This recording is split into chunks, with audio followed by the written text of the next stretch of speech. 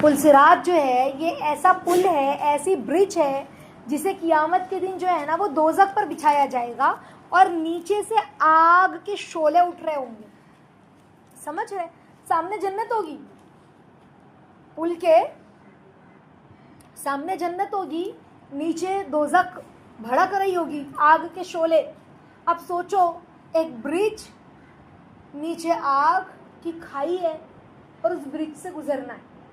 खाली आग बंद करके खाली तसव्वुर करो कि एक समंदर के ऊपर एक ब्रिज बना हुआ है और वो ब्रिज जो है ना वो कोई कंक्रीट का ब्रिज नहीं है, वो ब्रिज रस्सियों और वो जो लकड़ी का होता है वैसा ब्रिज है और उस पर से हमको गुजरना है। तो कैसे हम धीरे धीरे डरते हुए गुजरते हैं? हाँ, अब ये ब्रिज जो है ना ये कैसा ब्रिज है? आग के ऊपर बिछा हुआ है, दोज़ख के ऊपर। समझ रहे? और नीचे से आग के शोले उठ रहे तेज तेज, सामने जन्नत। हर शख्स दुनिया में कोई ऐसा नहीं है जो उस पे से पार ना हो, नबी ही क्यों ना हो, उस पुल से हर एक को गुजरना है। अब बात यह है कि वो पुल जो है ना, हमारे दिमाग में जो ब्रिज चल रही है ना वो लकड़ियों की और वो रस्सियों से बंधी हुई बुनी हुई वैसी नहीं है।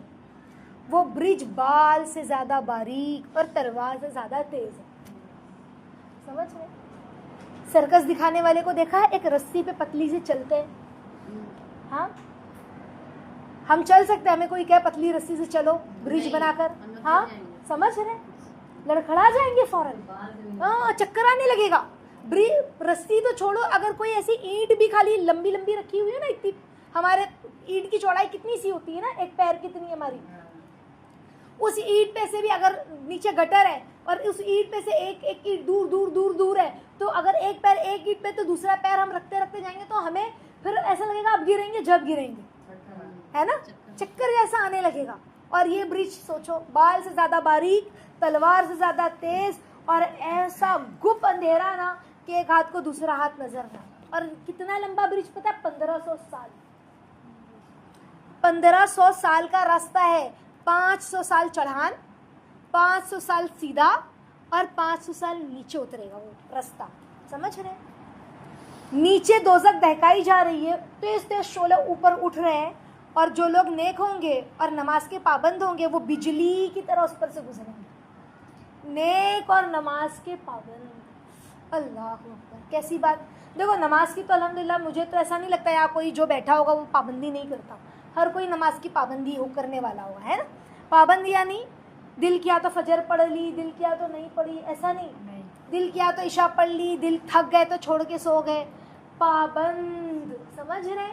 बाजार में गए तो असर गई मगरिब गई, ना ना ना, पाबंद, किसी हाल में नमाज ना छूटे, नमाज का पाबंद और नेक।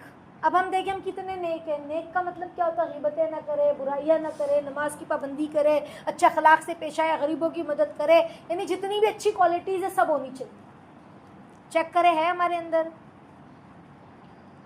तो कहा कि ऐसे लोग जो नमाज के पाबंद होंगे और नेक होंगे, कैसे गुजरेंगे? बिजली की तरह, बिजली चमकती हुई आसमान में देखा है, ऐसे जली और बंद।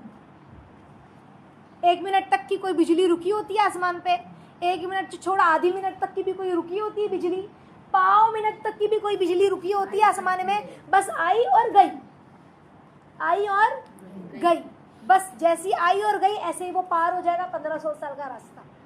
कौन? नेक और पाबंदी से नमाज का पाबंद होगा, वो बिजली की तरह गुजर जाएगा।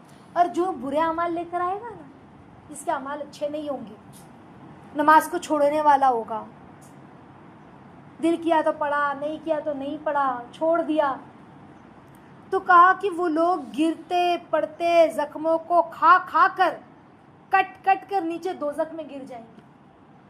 वो रस्सियों से ऐसी जख्मी होंगे ना, कट कट के वो अंदर गिर जाएंगे। अल्लाह, कौन? जो नमाज के पाबंद नहीं होंगे। अल्लाह, जो नेक नहीं होंगे, बुरे अमाल लेकर आएंगे, वो उनका यह हाल हो। तो इंशाल्लाह हम अपने ज़ाहिर को बातिन को बनाएं और अपनों पर भी मेहनत करें, अपने घर वालों पर भी मेहनत करें इंशाल्लाह। अपने लिए भी अल्लाह के सामने रोएं, अपने घर वालों के लिए भी रोएं, अपने रिश्तेदारों के लिए, अपने पड़ोसियों के लिए, पूरी उम्मत के लिए गम खाने वाली इंशाल्लाह। इसीलिए मैं कहती हूँ ना, जो हम सुनते हैं ना, सिर्फ सुनना नहीं है बल्कि हमें आगे पहुँचाना है, आगे पहुँचाना है, दोहराना है, ताकि उम्मत का कोई शख्स जहन्नम में न गिरे, उम्मत का कोई शख्स जहन्नम में न जाए, है ना। पुलसिरात हर कोई पार कर ले, ये दुनिया की ज़िंदगी ख़त्म हो जाएगी, एक सांस की डोरी टूटी, सारे रिश्ते खट खट खट ख़त्म। समझ रहे? फिर क्या है हमारे पास? कुछ है जिनके लिए हम इतनी मेहनत की, कुर्बानियाँ दी, नमाजें छोड़ी, उस ऐश इशरत के लिए वो पूरा बदन जो है मिट्टी में घुल गया। जिस बदन को सुलाने में इतनी मेहनत की, वो बदन कीड़े खा गए। क्या मिला हमें? ठंडी की रातों में लिहाफ में सुकड़े सोए थे, वो बदन अंधेरी कोठरी में कीड़ों ने खा लिया। तो फिर किसके लिए हमने नमाजें छोड़ी? किसके लिए हमने बुरे अमाल किए?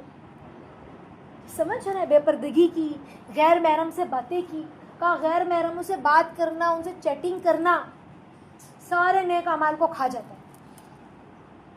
तो फिर नेक अमल चले गए तो बुरे अमल बचे ना, और जो बुरे अमल लेकर आएगा क्या हाल होगा? आज हर कोई दूसरा शख्स ऐसा ही है। समझ रहे? रिश्ता तय हो गया, फ़ोन पर बातचीत हो रही है, व्हाट्सएप पे बातचीत हो रही है। समझ रहे? नमाजों को आराम से छोड़ रहे, बाज़ार में शॉपिंग करने गए, असर गई, मगरिब गई। अक्सर लोग यही टाइम पे निकलते हैं, भाई धूप कम हो जाए तो थोड़ा बाज़ार जाकर आते हैं। 3 बजे, 4 बजे, 5 बजे, और असर मगरिब उसी में चली गई। अल्लाह।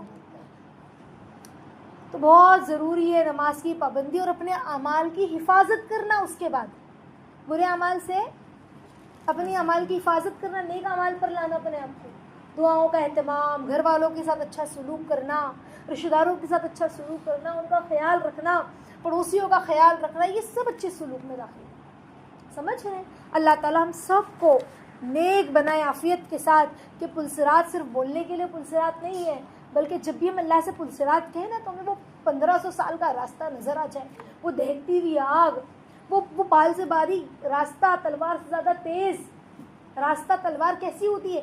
एक ऐसे किया ना, गर्दन अलग, उससे भी ज़्यादा तेज़ क्या होगा? आप समझ रहे हैं? अल्लाह ताला हम सब की हिफाजत फरमाए, आमीन या रब्बल आलमीन।